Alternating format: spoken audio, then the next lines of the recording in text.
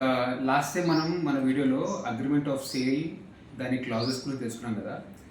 ఈరోజు మనం agreement of sale కంటే ముందు మనం ఒక ప్లాట్ కానీ ఫ్లాట్ కానీ ఇల్లు కానీ చూసుకున్నట్టయితే మనకు నచ్చితే మనం ఏమేమి డాక్యుమెంట్స్ చూసుకోవాలో మనం చూద్దాం. ఓకే, ఫస్ట్ థింగ్ వచ్చేసి సేల్ డీడ్. సెల్లర్ దగ్గర సేల్ డీడ్ ఉంటుంది కదా, సెల్లర్ దగ్గర సేల్ డీడ్తో పాటు లింక్ డాక్యుమెంట్స్ ఉంటాయి. సో అట్లీస్ట్ ఒక 30 years ఆఫ్ డాక్యుమెంట్స్ ఏదైతుంటాయో ఒక చైన్ డాక్యుమెంట్స్ అవన్నీ చూడమని చెప్పాలి. నెంబర్ 1, దాంతో ఒక జిరాక్స్ కాపీ తీసుకోండి. తీసుకున్న తర్వాత అది మనం క్రాస్ వెరిఫై చేయాలి. For example A government, for example Telangana government ఉందనుకోండి, తెలంగాణ గవర్నమెంట్ దగ్గర ఐఆర్జిఎస్ తెలంగాణ పోర్టల్ ఉంటుంది, ఐజీఆర్ఎస్ తెలంగాణ పోర్టల్ ఉంటుంది. ఆ పోర్టల్కి వెళ్ళి మనం డాక్యుమెంట్ నెంబర్ ఎస్ఆర్ఓ నేమ్ కొడితే మనకు డాక్యుమెంట్ కాపీ వచ్చేస్తుంది. ఆ రెండు వెరిఫై చేసుకోవాలి. మనం సిస్టంలో ఆన్లైన్ వెరిఫై చేసుకోవచ్చు, లేదంటే ఒక డౌన్లోడ్ చేసుకోవచ్చు. డౌన్లోడ్ చేసుకుంటే ఒక 200 500 పర్ కాపీ ఉంటుంది. డౌన్లోడ్ చేసుకుంటే మనం ఫిజికల్గా ప్రింట్అవుట్స్ వెరిఫై చేసుకోవచ్చు. సో దట్ ఈ డాక్యుమెంట్ ఏదో అది పోర్జరీ చేసిందా లేకపోతే సేమ్ ఎగ్జాక్ట్లీ ఉందా, వాడు సెల్లర్ మనకి ఇచ్చింది మనం వెరిఫై చేసుకోవచ్చు. నెంబర్ 1, 30 years డాక్యుమెంట్ వెరిఫై చేసేటప్పుడు మధ్యలో మన గ్యాప్స్ ఉన్నాయి వేసుకోవాలి. అంటే గ్యాప్స్ అంటే ఒక బయ్యర్ నుంచి ఇంకొక బయ్యర్కి వెళ్ళే మధ్యలో మన గ్యాప్స్ ఉన్నాయా, డిస్ప్యూట్స్ ఏమైనా ఉన్నాయా, లేకపోతే మార్టిగేజ్ ఉందా అని వెరిఫై చేసుకోవాలి. మనం ఈసీ డౌన్లోడ్ చేసుకోవాలి. ఈసీ అంటే మనం ఎన్కంబరెన్స్ పోర్టల్ ఉంటుంది. ఆ పోర్టల్కి వెళ్ళి సేమ్ మన డాక్యుమెంట్ నెంబర్ ప్లస్ ఎస్ఆర్ఓ కొట్టేస్తే మనకి ఈసీ వచ్చేస్తుంది. ఈసీలో లాస్ట్ 30 years ప్లస్ ఉంటుంది అన్నమాట. మన హిస్టరీ ఎంత అంటే అది తీసుకోవచ్చు. ఆ 30 years హిస్టరీ ఈసీలో ఎలా అయితే నేమ్ చేంజ్ అవుతున్నాయో, అంటే ఓనర్స్ ఎలా మారుతున్నారో, సేమ్ అదే పీరియడ్లో అదే డేట్తో మనకి ఇచ్చిన లింక్ డాక్యుమెంట్ మ్యాచ్ అవుతుందా లేదా, మధ్యలో ఈసీలో మార్టిగేజ్ ఉన్న చూపెడుతుంది, డిస్ప్యూట్ ఉన్న చూపెడుతుంది. సో అవి రిఫ్లెక్షన్ ఏమైనా రిఫ్లెక్ట్ అవుతున్నాయా, ఉంటే మనం డ్రాప్ కావాలి. డిస్ప్యూట్స్ ఏమైనా ఉంటే, డిస్ప్యూట్స్ ఏం లేవు అనుకోండి, మార్టిగేజ్ ఉంటే మనం మళ్ళీ బ్యాంక్కి వెళ్ళి బ్యాంక్లో క్లియరెన్స్ తెచ్చుకోవాలి, ఎన్ఓసి తెచ్చుకోవాలి.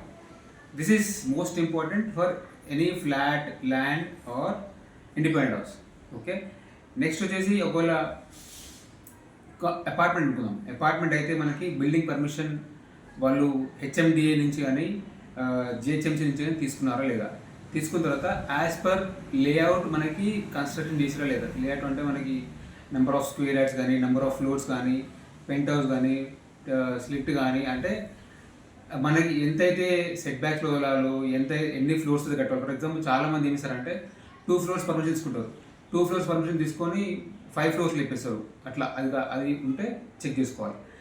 దాని తర్వాత కమెన్స్మెంట్ సర్టిఫికేట్ ఉంటుంది. Any apartment before the construct ఏం చేస్తారంటే గవర్నమెంట్ వాళ్ళకి ఎస్ మీరు బిల్డింగ్ కన్స్ట్రక్షన్ స్టార్ట్ చేయండి అని చెప్పేసి వాళ్ళు పర్మిషన్ ఇస్తారన్నమాట. అది ఉందా లేదా. ఇప్పుడు చాలామంది ఏం చేస్తారంటే మనకి ఫాస్ట్గా క్యాపిటల్ అప్డేట్ కావాలంటే బిల్డింగ్ కన్స్ట్రక్షన్ స్టార్ట్ చేయకముందే ఒక ల్యాండ్ పిల్లర్స్ తవ్వేసి ఇనిషియల్గానే ప్రిన్సిపల్ మనం తీసుకుంటారు కదా. సో అది తీసుకునే ముందు, మనం డబ్బులు ఇచ్చే ముందు కమెన్స్మెంట్ సర్టిఫికేట్ ఉందా లేదా, అది ఉంది అంటే మన ప్రిన్సిపల్కి మనకేం లాస్ ఉండదు. లేదంటే ఆ ప్రిన్సిపల్ పోయే ఛాన్సెస్ ఉంటాయి పర్మిషన్ రాకపోతే. బిల్డింగ్ కన్స్ట్రక్షన్ అయిపోయింది అనుకో, ఫర్ ఎగ్జాంపుల్ అయిపోతే ఆక్యుపెన్సీ సర్టిఫికేట్ ఉందా లేదా. అంటే గవర్నమెంట్ ఏమి ఇస్తుంది అంటే ఎన్నైతే ఫ్లోర్స్ కన్స్ట్రక్ట్ చేస్తారో, ఎన్నైతే ఫ్లాట్స్ ఉన్నాయో ఎవ్రీ ఫ్లాట్కి ఆక్యుపెన్సీ సర్టిఫికేట్ ఇస్తారు అన్నమాట. సో ఆ సర్టిఫికేట్ ఉందో చెక్ చేసుకోవాలి. అది ఉంటేనే మనం ఫ్లాట్ కొనాలి, లేకపోతే కొనవద్దు. ఓకే, ఒకవేళ బ్యాంక్లో ఉంటే బ్యాంక్ నుంచి ఎన్ని వస్తుందో లేదు, బ్యాంక్ లోన్ క్లియర్ అయింది అనుకున్నాం ఫర్ ఎగ్జాంపుల్, బ్యాంక్ నుంచి ఎన్ని వస్తుందో చెక్ చేసుకోవాలి. లేదంటే మనకి బ్యాంక్లో లోన్ అలా ఉంటుంది, మనం డబ్బులు అడ్వాన్స్ పే చేస్తాం, వాళ్ళు క్లియర్ అయిపోతే మళ్ళీ మన ప్రిన్సిపల్కి ప్రాబ్లం వస్తుంది. ఓకే, నెక్స్ట్ రెగ్యులేషన్స్ ఉంటాయి. మన రెగ్యులేషన్ అంటే మనకి రెరా రిజిస్ట్రేషన్ ఉంటుంది. రెరా రిజిస్ట్రేషన్ మనకి రెరా పోర్టల్లోకి లాగిన్ చేసుకోవాలి. లాగిన్ చేసుకొని మనకి ఏదైతే అపార్ట్మెంట్ది రెరా నెంబర్ ఇస్తారో ఆ నెంబరు ఆ పోర్టల్గా చెక్ చేసుకోవాలి. రెండు సేమ్ మ్యాచ్ అవుతుంది లేవా, డీటెయిల్స్ మ్యాచ్ అవుతుంది లేవా. సో దాట్ మనకి రెరా నుంచి అప్రూవల్ ఉంది అని తెలుస్తుంది. దాని తర్వాత ఎన్ఓసి ఉంటుంది. అపార్ట్మెంట్ స్పెసిఫిక్ అపార్ట్మెంట్కి ఏమవుతుందంటే ఫైర్, వాటరు, ఎలక్ట్రిసిటీ డిపార్ట్మెంట్ వాళ్ళు ఎన్ఓసి ఇస్తారు, అంటే కన్స్ట్రక్షన్ చేసుకోండి అని చెప్పేసి. అది ఉందా లేదా. దాని తర్వాత ఒకవేళ సొసైటీ ఫామ్ అయితే సొసైటీ నుంచి ఎన్ఓసి ఉందా లేదా. ఎన్ఓసి అంటే సొసైటీలో డ్యూస్ ఉన్నాయి అనుకుంటారు, monthly maintenance, yearly maintenance dues ఉంటాయి, అవి ఉన్నాయో చెక్ చేసుకోవాలి. ఓకే, ఇది కాకుండా ఇప్పుడు ధరణి పోర్టల్ కానీ మన పట్టేదారు పోర్టల్లో కూడా ఫర్ ఎగ్జాంపుల్ ఈ ల్యాండ్ సిటీలో కాకుండా అవుట్స్కట్స్లో ఉందనుకున్నాం. అవుట్స్కట్స్లో అంటే ఫార్మ్ ల్యాండ్స్ కానీ అగ్రికల్చర్ ల్యాండ్ ఉందనుకోండి, ఈ పట్టేదారు భూమి కానీ పట్టేదారు పోర్టల్ ధరణి పోర్టల్కి వెళ్ళి చూస్తే అగ్రికల్చర్ ల్యాండ్ని ప్రాపర్గా కన్వర్ట్ చేస్తారా లేదా, రిజిస్టర్ ల్యాండ్ కింద లేదా. సో రెసిడెన్షియల్ ల్యాండ్ కన్వర్ట్ చేస్తేనే అప్రూవల్స్ వస్తాయి అని ఉంటాయి అన్నమాట. సో అది ఒక్కటి చెక్ చేసుకోవాలి, ఇప్పుడు మనకి లోన్ రాదు మళ్ళీ. దాని తర్వాత ఎఫ్టీఎల్ అంటే ఎఫ్టీఎల్ అంటే ఇప్పుడు రిస్ట్రిక్టెడ్ ఏరియాస్ అందరికీ తెలిసే ఉంటుంది. ఈ మధ్య చాలామంది డెమోన్స్ట్రేషన్స్ అవుతున్నాయి కదా. సో అవుట్స్కట్స్లో కానీ వాటర్ బాడీస్ ఉన్నా కానీ లేక్స్ ఉన్నా కానీ చెరువు గట్టులు ఉన్నా కానీ అట్లా ఏదైనా వాటర్ బాడీస్ దగ్గర ఉంటే నాలాలు ఉన్నా కానీ ఈ దాని సరిహద్దులో ఉంటే ఆ ఎఫ్టీఎల్ జోన్లో ఉందో లేదో చెక్ చేసుకోవాలి.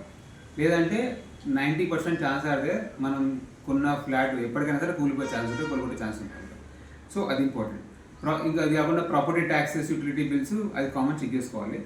ఇవి కాకుండా పర్టికులర్గా ఇండిపెండెంట్ హౌస్ అయితే మాత్రం ఫ్లాట్ కాకుండా ఇండిపెండెంట్ అయితే మనకి ఎల్ఆర్ఎస్ ఉంటుంది. ఓకే, ల్యాండ్ రెగ్యులేషన్ సర్టిఫికేట్ ఉంటుంది.